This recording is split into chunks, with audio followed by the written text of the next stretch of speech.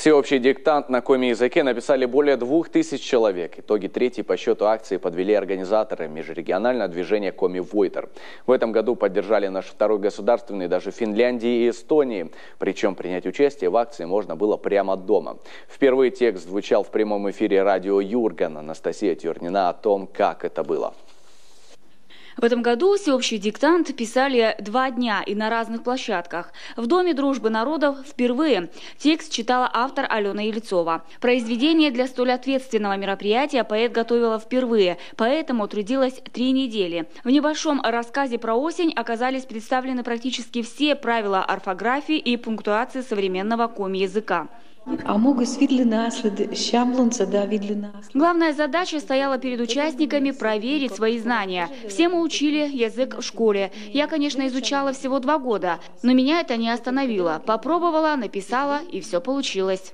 В столице региона больше всего участников оказалось в Национальной библиотеке. Диктант писали более 50 человек, и все получили зачет.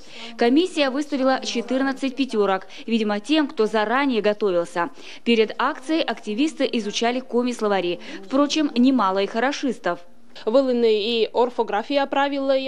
словам участников, писать было нелегко. Основные ошибки – написание сложных слов. Слитные слова написали раздельно. Неправильно поставлены пунктуационные знаки в сложных предложениях. И с ошибками оформляют прямую речь. В рекордсменах Усть-Куломский, Карткеровский и Сысольский районы.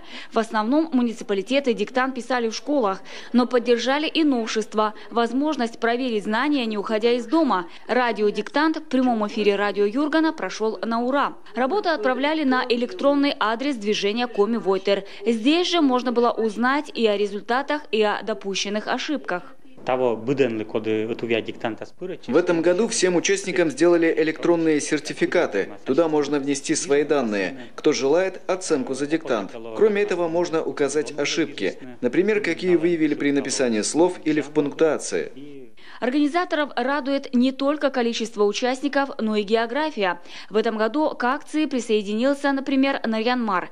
Там коми не изучают, но хорошим разговорным уровнем могут похвастаться наши многочисленные земляки. Надо отметить, присоединиться к всеобщему диктанту хотели и дети, но школьникам младшего возраста его почти не осилить. Одна из идей следующей акции – подготовить адаптированный текст для такой возрастной категории.